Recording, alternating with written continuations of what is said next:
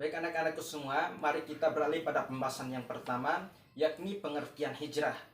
Sebelumnya ada yang tahu apa itu pengertian hijrah? Arti dari kata hijrah. Oke, betul sekali, meninggalkan. Nah, secara bahasa, hijrah berarti meninggalkan, menjauhkan diri, dan berpindah tempat.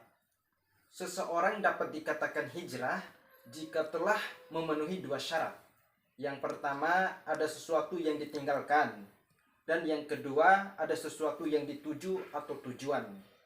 Dalam konteks sejarah, hijrah adalah kegiatan berpindah yang dilakukan oleh Nabi Muhammad SAW dengan para sahabatnya dari kota Mekah ke kota Madinah dengan tujuan mempertahankan dan menegakkan risalah Allah dan dakwah. Nah, hijrah ini dapat dibedakan menjadi dua. Yang pertama, hijrah makaniyah. Dan yang kedua, hijrah maknawiyah. Adapun pengertian dari hijrah makaniyah, yaitu dapat diartikan sebagai meninggalkan suatu tempat. Selama masa kenabian, peristiwa hijrah makaniyah ini telah terjadi sebanyak 3 kali. Yang pertama, hijrah ke Habasyah. Yang kedua, hijrah ke Taif. Dan yang ketiga, hijrah ke Madinah.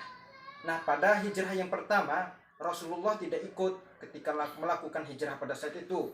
Hanya sebagian besar sahabat yang melakukan hijrah. Yang kedua, hijrah maknawiyah. Secara singkat dapat dipahami sebagai meninggalkan sesuatu yang dilarang oleh Allah dan beralih kepada sesuatu perbuatan yang disukai oleh Allah.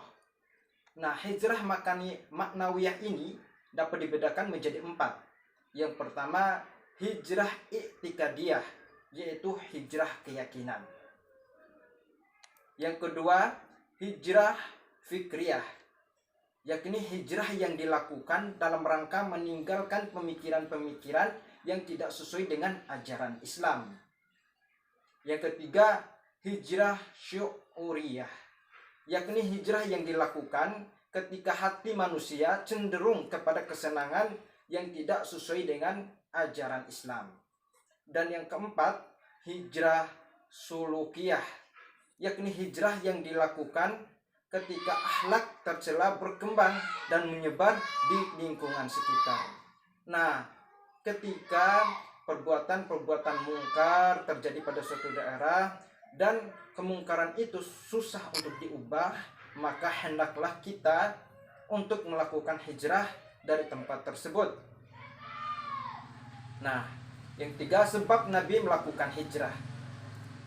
Ancaman dari kafir Quraisy merupakan dasar Nabi Muhammad SAW melakukan hijrah, khususnya ketika hijrah ke kota Madinah.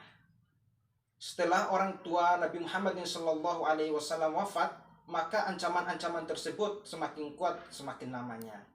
Orang-orang Quraisy secara terang-terangan menentang Nabi Muhammad SAW karena menganggap kebangkitan Islam identik dengan kehancuran posisi-posisi sosial mereka. Kebangsawan mereka akan hilang dan hancur karena Islam mengajarkan persamaan derajat manusia. Sistem kepemimpinan bangsawannya tidak ada di Yasrib atau Madinah. Hal ini yang menyebabkan Nabi Muhammad SAW melakukan hijrah di Madinah.